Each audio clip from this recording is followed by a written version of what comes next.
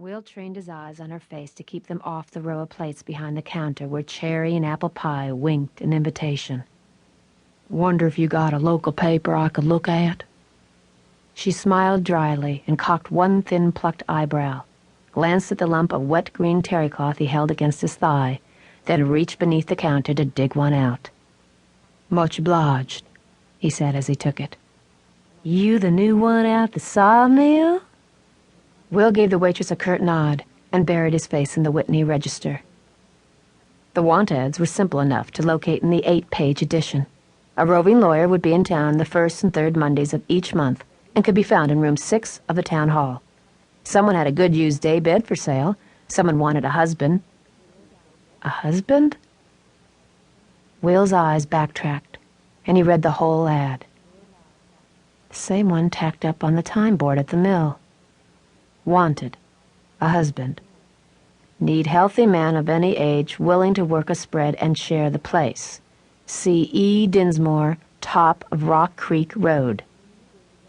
A healthy man of any age? He read E. Dinsmore's ad again. Need a healthy man of any age willing to work a spread and share the place. He handed the waitress the paper, curled a hand around his hat brim without actually dipping it.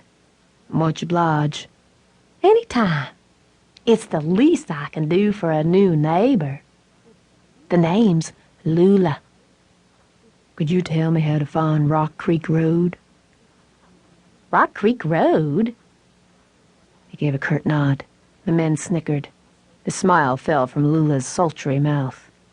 "Down past the sawmill, first road south of there, then the first road off of that."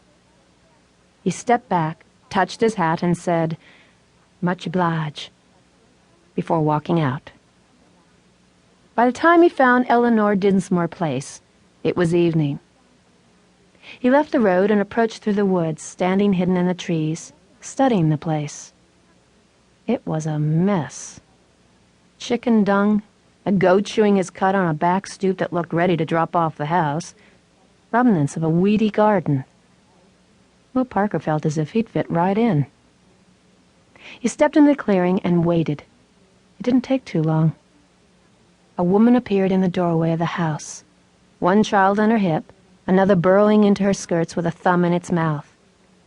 She was barefoot, her skirt faded, its hem sagging to the right, her blouse the color of muddy water, her entire appearance as shabby as her place. "What can I do for you?" she called. "I'm looking for the Dinsmore place." "You found it?" "I come about that ad." She hitched the baby higher onto her hip. "The ad?"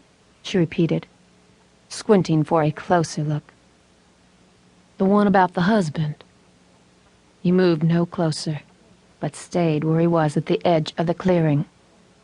He watched as she picked her way around the goat, down the steps and across the clearing, never taking her eyes off him, that young one still riding her hip, the other one tagging close, barefoot too.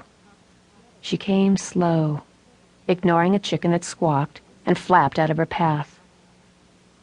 When she stood no more than 10 feet before him, she let the baby slip down and stand by himself, braced against her knee. "You applying?" she asked smilelessly. His eyes dropped to her stomach. She was pregnant as hell. She expected him to turn heel and run. Instead, his eyes returned to her face.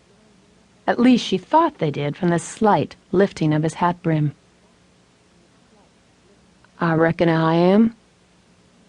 He stood absolutely still, not a nerve flinching. "I'm the one who placed the ad," she told him, so there'd be no question. "Figure you were." "There's 3 of us, nearly 4. "Figure there were." "The place needs work." She waited, but he didn't say he figured it did. Didn't even glance sideways at all the junk in the yard. "You still interested?" she asked. She'd never seen anyone who could stand so still. "I reckon so."